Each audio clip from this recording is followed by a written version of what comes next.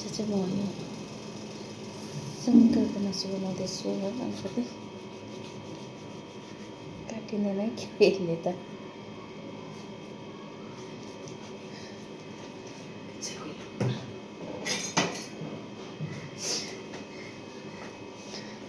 मेरो अहिले चाहिँ झन् 12 पनि नागिसक्यो। अब चाहिँ म लन्च बनाउनु तयारीमा छु।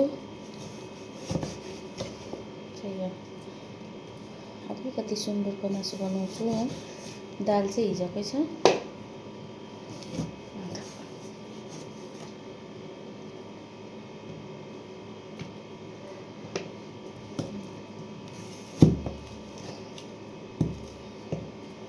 अलिकति पकाए पनि उब्लिहाल्छ। के गर्नु।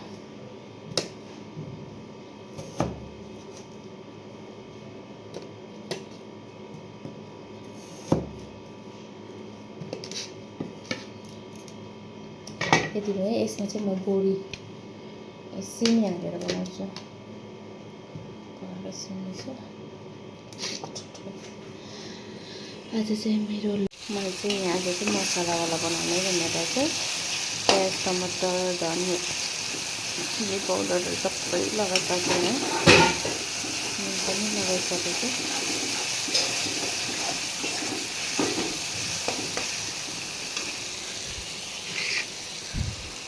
आज चाहिँ पुरा ग्रेभीमा बनाउने भनेर चाहिँ है। मासु चाहिँ किन कम्ती भने चाहिँ हामी 3 जना मात्रै छ है। आमाले चाहिँ खानु हुँदैन। त्यही भएर चाहिँ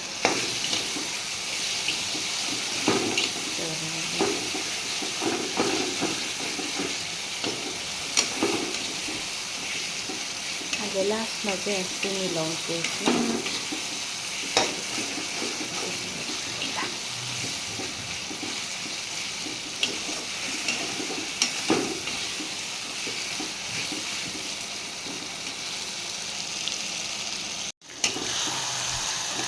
यत्तिको भइसक्यो है। अब चाहिँ मैले अलिक पानी हालेर बसाउनु पर्छ।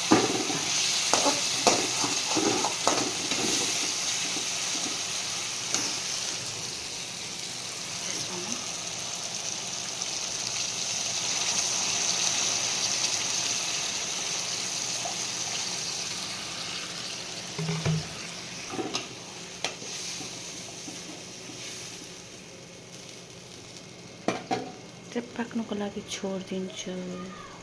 मैले चाहिँ सुँगुरको मासु चाहिँ यत्तिको भइसक्यो। मैले चाहिँ सिमी पनि हालिसकेँ है।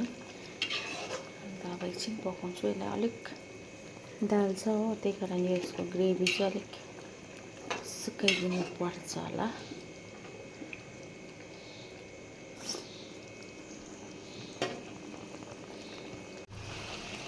त्यस्तो भइसक्यो। म चाहिँ धनियाँ पनि हालिसकेँ। त्यस्तो खाने हो।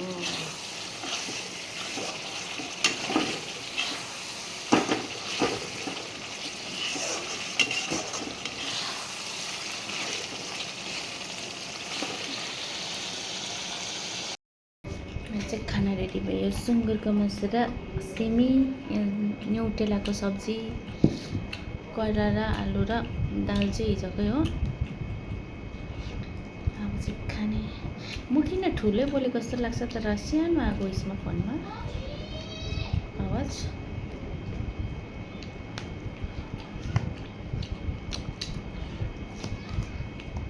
खानु नि न्युटेला।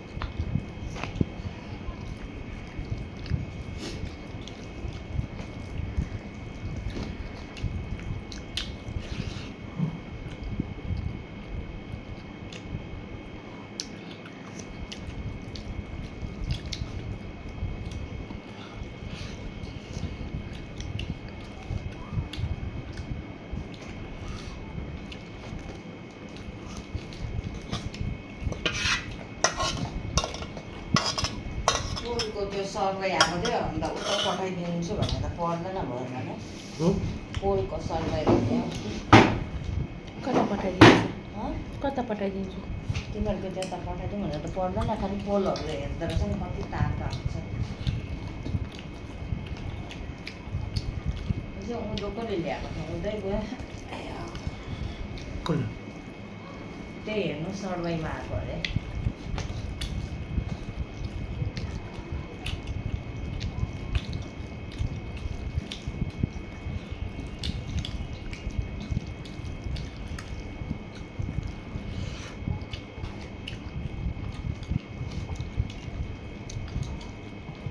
मैले चाहिँ बुढी नानी मात्रै कि अरू पनि ल्याएको थिएँ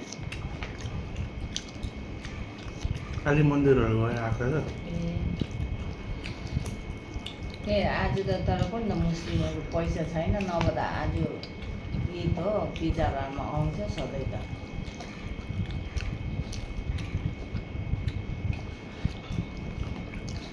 यसोले त खोला नाला बन्द भएको त साह्रो परिरहेको होला बिचरा खुल्ले भनेको होइन फेरि के अरे उयसले हाते ए तर चाहिँ हुन्छ कि हुँदैन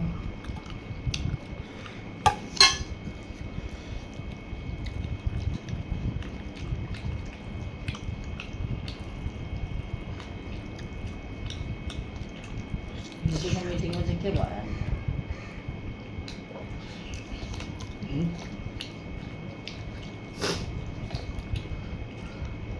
के पाउँछ फेरि पनि पानी पगालै पर्नु त होला नि यहाँ त उता पनि पुग्छ यता पनि पुग्छ